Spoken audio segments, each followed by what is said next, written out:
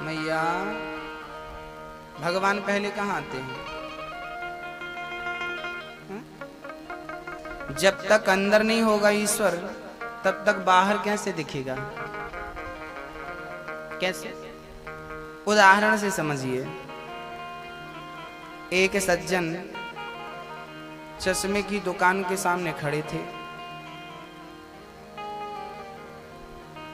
चश्मे वाले की दुकान में एक आदमी गया, भाई साहब चश्मा लगाओ।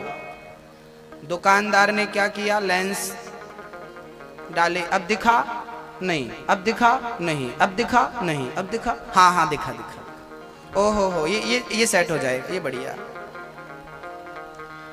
बाजू में एक आदमी खड़ा दुकान में देख रहा था कि यार पहले तो इसको पढ़ते नहीं आता था, जैसे इसने चश्मा लगाया तो पढ़ते आने लगा। पहले पूछा सामने क्या लिखा है? बोले नहीं पता। सामने क्या लिखा है? नहीं पता। अब क्या लिखा? हाँ ZBCA ये लिखा।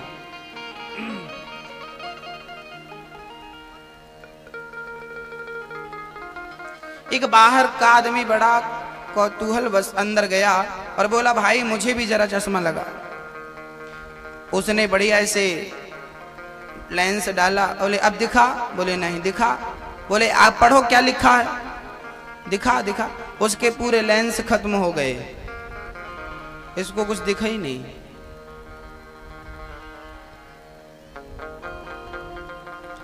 चश्मे की दुकान वाले ने पूछा भाई साहब ये बताओ कि तुम पढ़े कहां तक हो?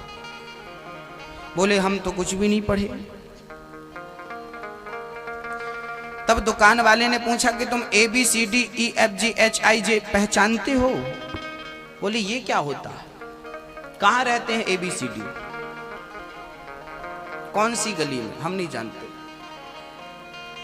दुकानदार बोला राम राम, ये तो अनपढ़ है, वैसे कौन सा भी लेंस लगा दो, कोई सा भी लेंस लगा दो, ये क्या पढ़ेगा सामने क्या लिखा है? तो ABCDEFG क ख ग घ कब समझ में आएगा? ये लिखा है का। ये का आप तब ही पढ़ पाएंगे जब ये का बोध आपके अंदर होगा। का ज्ञान अंदर होना चाहिए। ABCD का ज्ञान कहाँ हो? अंदर हो। जब आपके अंदर ABCD होगा तब तो आप ABCD को पहचान पाएंगे। अंदर ही नहीं ABCD तो बाहर कैसे पहचान पाएंगे? आपको हिंदी आती है कि नहीं? हिंदी आती है? आप अखबार पढ़ लेते हैं कि नहीं? अखबार में जो भी शब्द लिखे हैं वो सारे शब्द आपके अंदर हैं।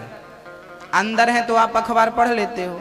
अब आपको कोई चाइना की भाषा में अखबार लेकर आए और कहे पढ़ो, आप पढ़ पाएंगे? क्योंकि वो शब्द आपके अंदर है ही नहीं। जो अंदर होगा वही तो दिखेगा।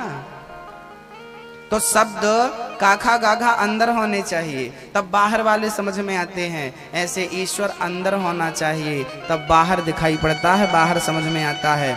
ईश्वर का बोध पहले अंदर हो।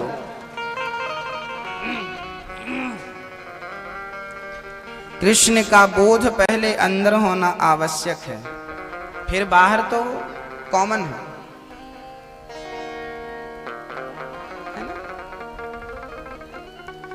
भगवान हृदय में होना चाहिए। लोग कहते हैं ना कि भगवान यहाँ हैं, लोग कहते हैं ना कि भगवान अंदर देखो, लोग कहते हैं ना कि ईश्वर को बाहर मत ढूंढो, ईश्वर को अंदर ढूंढो। ये अर्थ यही है कि वो अंदर ही होता है। लेकिन ये मत भूलना कि वो अंदर होता तो है लेकिन उसे अंदर ले जाया जाता है। कब? अच्छा, काखा गाघा आपने कब सीखा था? जब पहली बार स्कूल गए थे तब मास्टर जी ने बतलाया था ब्लैक बोर्ड में लिख करके, ये बेटा ये का है। पहली बार मास्टर जी ने आपको का बतलाया, दूसरे दिन भी का ज्ञान दिया, तीसरे दिन भी। फिर धीरे से क्या हुआ? आपकी समझ में आ गया। और जब समझ में आ गया तो उसके बाद फिर किसी मास्टर ने नहीं बताया कि ये का है, फिर तो समझ में आ गया। फिर तो अब हमें भेड़ा घाट में कहीं भी का दिखाई पड़े तो हम पहचान लेते हैं भाई साहब ये का है। फिर तो खा कहीं भी नजर आए हम पहचान लेते हैं ये खा खरगोश का है। गा कहीं भी नजर हम पहचान लेते हैं गा गणेश का।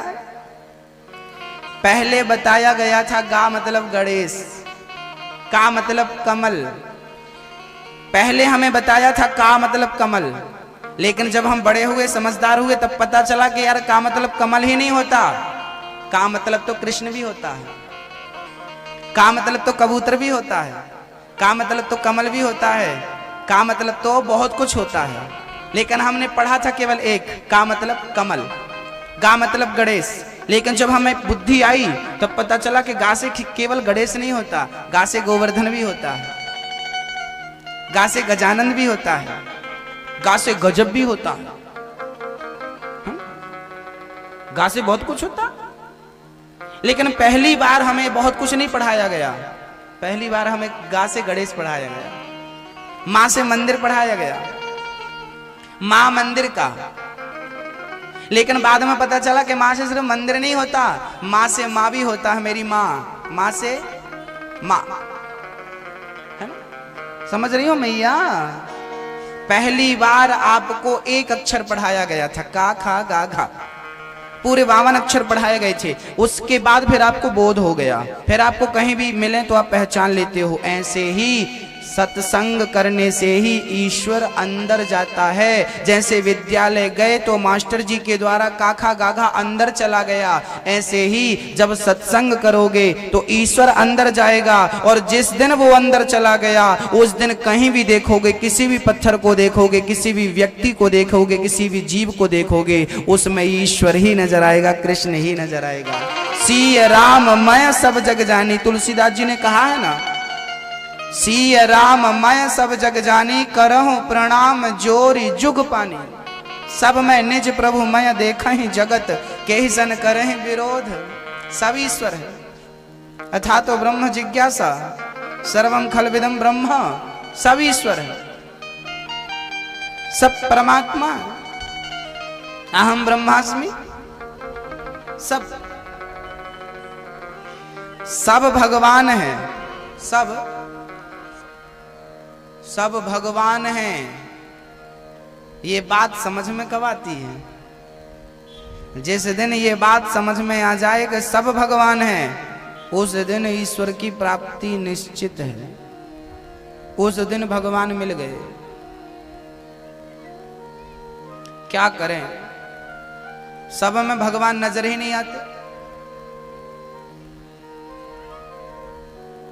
सब में भगवान आते हैं क्या? सब में ईश्वर नजर आता है आपको मैया? नहीं आता। क्यों नहीं आता? क्योंकि वो अंदर नहीं है ना। अच्छा, आज आप यदि आपने कभी कभी गौर किया हो, आप यदि मूली खाओ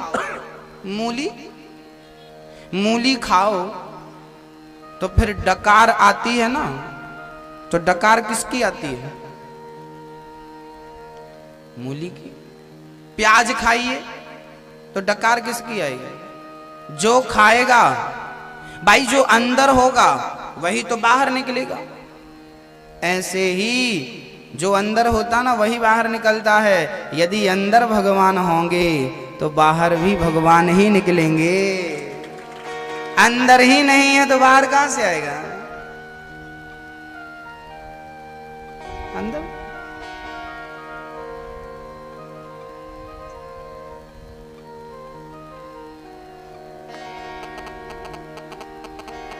जो अंदर होता है ना, संगीत के विषय में विद्वान लोग कहते हैं कि संगीत अंदर होना चाहिए, सुर और ताल अंदर होनी चाहिए। यदि सुर और ताल अंदर है तो वो व्यक्ति सुखी है, कहीं भी सुरताल पर ही रहेगा। और सुरताल अंदर ही नहीं हो, कितना भी वो पढ़ ले संगीत को, थोड़ी समझ पाएगा, विद्युत गोष्ठी में नहीं बैठ पाएगा। अंदर होना चाहिए।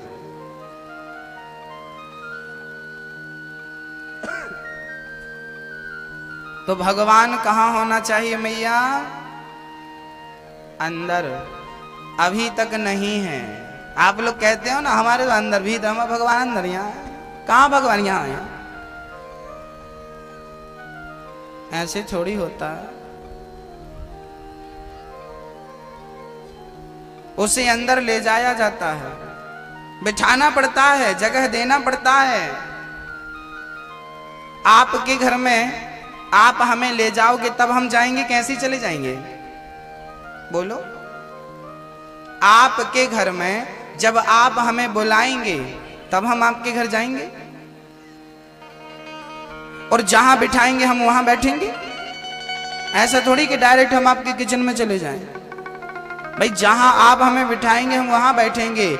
ऐसे ही ये घर आपका है, आप कह रहे हो ना, है तो सब ईश्वर का, लेकिन आपको दे रखा है भगवान ने। चलो अब इस घर में आप भगवान को बिठाओ, आप बिठाओ, आप जहां बिठाना चाहे तो बिठाओ। ये घर आपका भी है, बिठाओ। आप बिठाओगे तो वो बैठेगा, नहीं बिठाओगे तो उसे क्या जरूरत पड़ी है? उसे बिठाना पड़ता है, बुलाना पड़ता है प्रेम से।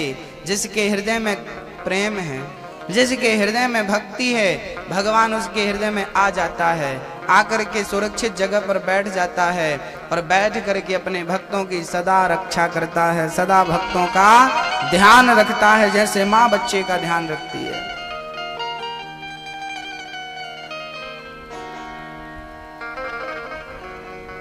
नंद बाबा ने सुना कि बुढ़ापे में छोरा हुआ, नाच भी लगे नंद बाबा। सारी सखियां बधाई देवे को चल पड़ी। श्याम सुंदर को जन्म भयो है, यशोदा बधाई हो, नंद बाबा बधाई हो।